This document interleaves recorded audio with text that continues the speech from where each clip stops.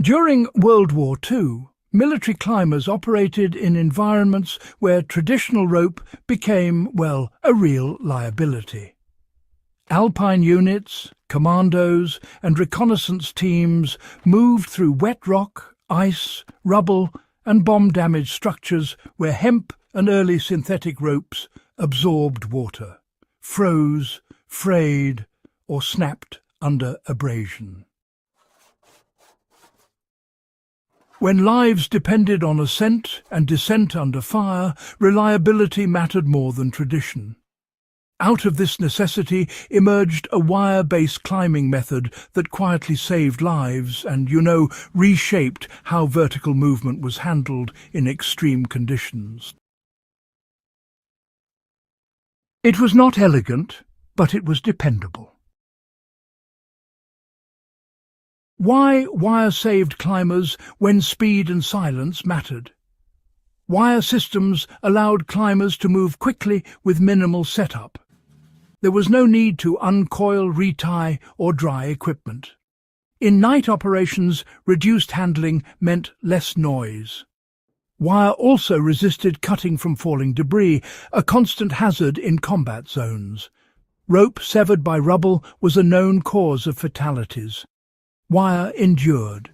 This reliability translated directly into survival. Limitations were understood and respected. Wartime climbers understood that wire had no stretch. A fall onto wire could be fatal. As a result, wire was used to prevent falls, not to catch them. Movement was deliberate. Spacing was controlled. Hands and feet were always secure. This discipline was part of the system.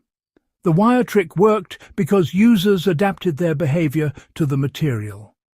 This is a critical historical point often missed when the method is misunderstood. Why this method faded after the war?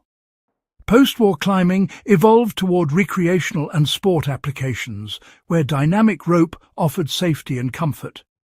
As materials improved, rope regained dominance in civilian climbing. The wire method faded because its advantages were specific to harsh, utilitarian conditions rather than comfort-focused environments.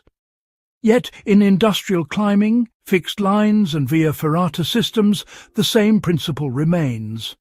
Steel cable protects where abrasion and exposure dominate. How the World War II wire approach still applies today. In modern survival, rescue or remote work scenarios, wire handlines and fixed cables remain valuable. They are not replacements for rope, but complements. When terrain is sharp, wet, icy or permanent access is needed, wire excels. When movement requires flexibility and fall absorption, rope remains essential. Understanding when to use each is the true lesson. What this forgotten wartime solution teaches about adaptation. The World War II wire trick saved climbers because it challenged assumptions. Rope was traditional. Wire was available. Necessity forced innovation. The result was not a new tool, but a new way of thinking about risk, material, and environment. That mindset remains relevant wherever conditions are unforgiving.